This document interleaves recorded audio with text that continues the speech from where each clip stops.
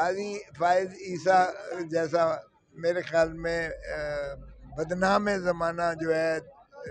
کوئی chief justice Pakistan کی تاریخ میں نہیں آیا، اس کا ذکر بھی ہوگا، اور یہ بدنام زمانہ چیف جسٹس جو ہے پاکستان کی تاریخ کا بدترین چیف جسٹس متصور ہو۔ یہ آزاد نہیں ہے اور من پسند فیصلے لے کر انہوں نے بے انصافی کرنی ہے، تو کفر کی ریاستیں تو چلتی ہیں لیکن ظلم اور بے انصافی کی ریاستیں نہیں چلا کرتی ہیں۔ 17 سیٹوں والا جو جیتا ہے اس کو وزیر اعظم بنا دیا، زر اور زور کے ذریعے جو ہے یہ ترامیم پاس کی گئی ہیں، ڈی صاحب کو بنا دیا گیا ہے۔ ہماری نظر میں آج بھی منصور علی شاہ چیف جسٹس ہے، دیکھیں اگر وہ کریں گے تو ان کے فائدے میں ہوگا، وہ ہیرو بن جائیں گے۔ ان کا بہت زیادہ تعلق ہے محترم شاہ صاحب کے ساتھ۔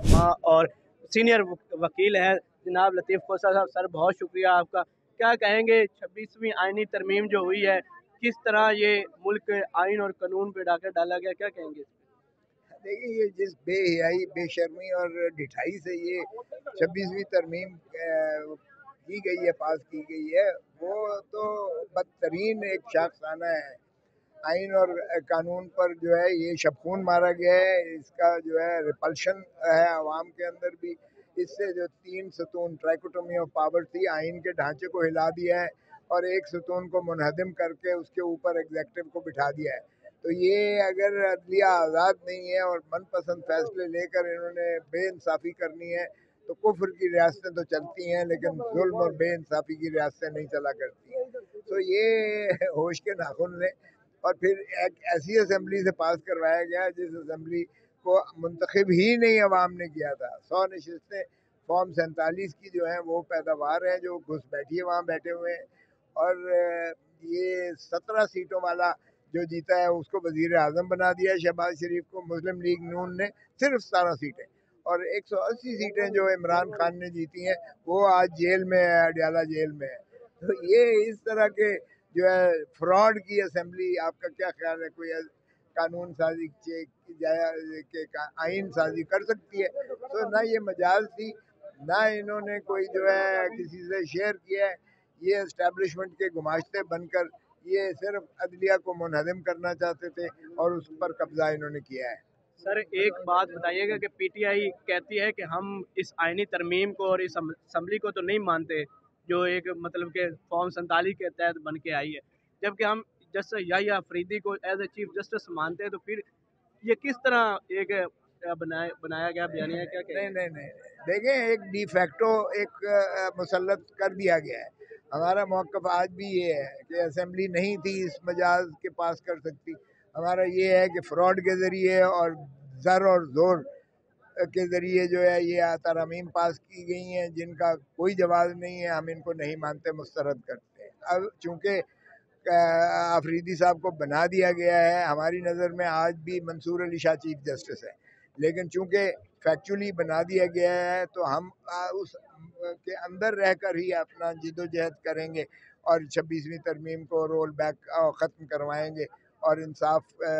عوام کے لیے جتنی حد تک ممکن ہوگا ہم لینے کی کوشش کریں گے۔ اور مجھے یہ بہت توقع ہے، چاہے وہ اپنا افریدی صاحب ہوں، چاہے وہ دیگر ان کے ہمراہی جج صاحبان ہیں سپریم کورٹ کے، کہ وہ آئین کی حلف انہوں نے اٹھائی ہوتی ہے تو عوام کی اور جمہور کی اور آئین کی اور قانون کی بالادستی پر وہ حرف اور آنچ نہیں آنے دیں گے۔ تو اس لیے ہم اس کے اندر رہتے ہوئے نظام کے اندر ہم بالکل ہمارا کوئی ذاتی جو ہے افریدی صاحب کے خلاف کوئی ایسی چیز نہیں ہے، وہ بھی ماشاءاللہ ایک اچھے اور ایک انٹیگریٹی والے اور کمپیٹنٹ جج ہیں، لیکن جو منصور علی شاہ صاحب کی سینیورٹی ہے اس پر بھی ہم کوئی جو ہے کمپرومائز کرنے کو تیار نہیں ہے۔ سو ان دونوں کے سنگم کے درمیان ہم اس کو راستہ نکال کے انشاءاللہ چاہیں گے، کوشش کریں گے کہ 26ویں ترمیم ختم کرائی جائے۔ سر 26 ترمیم جو ہے وہ آپ چیلنج آپ نے کر دی ہے، کیا سمجھتے ہیں کہ جس کا فائدہ جسٹس یحییٰ افریدی کو ہوا ہے، کیا وہ اس کو ریورس کریں گے؟ دیکھیں اگر وہ کریں گے تو ان کے فائدے میں ہوگا، قوم کے فائدے میں ہوگا، وہ ہیرو بن جائیں گے، اس لیے کہ ان کے ابھی 8 سال باقی ہیں،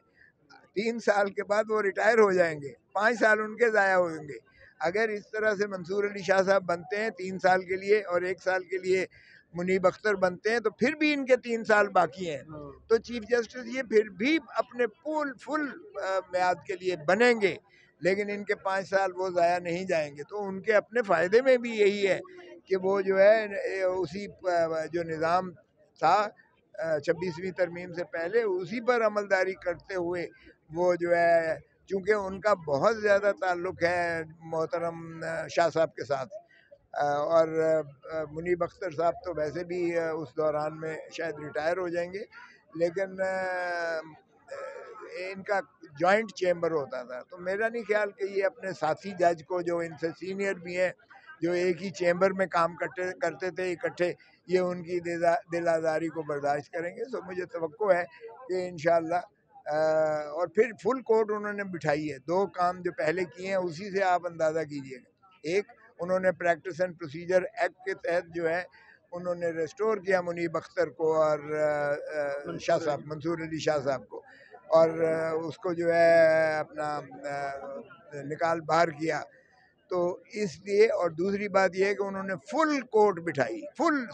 17 کے 17 ججز نے، اور حتیٰ کہ منصور علی شاہ صاحب نے بھی ویڈیو لنک کے ذریعے سعودی عرب سے ان کے ساتھ جو ہے شراکت اور شمولیت کی۔ اور نہ صرف یہ بلکہ منصور علی شاہ صاحب نے جو مسودہ دیا تھا کہ پینڈنسی کو کس طرح سے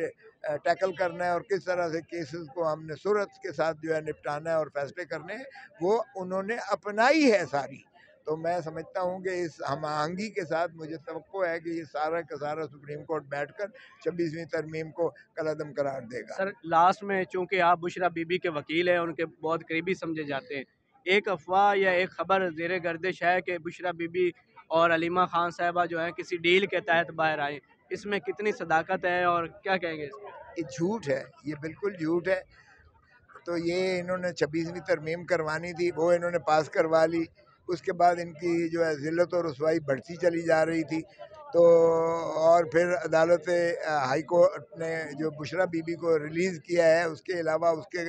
خلاف کوئی کیس نہیں تھا، اور یہ بھی 9 مہینے کے بعد اسے چھوڑا گیا ہے توشہ خانہ نمبر 3 میں، جو کیس بنتا ہی نہیں تھا سرے سے۔ تو یہ کیسا ڈیل ہے؟ اور جو علیمہ بی بی اور ان کی دوسری ہمشیرہ کو پکڑا تھا، وہ ویسے ہی قابل ضمانت تھا، وہ تو صرف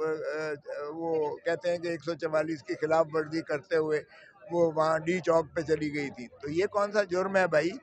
کہ آپ پرامن ہڑتال اور احتجاج پر آپ جو ہے کسی کو پکڑ کے اندر کر دیں؟ تو وہ انہوں نے کوئی ایسا احسان نہیں کیا ہے، اور عمران خان نے مجھے خود بڑا واضح کہا کہ نہ میں ڈیل کروں گا اور نہ ہی میں جو ہے کوئی ملک چھوڑ کر جاؤں گا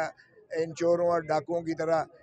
سرور محل میں لوٹی ہوئی دولت لے کر۔ میرا مرنا جینا انہوں نے کہا کہ یہیں پاکستان میں ہے، اور میں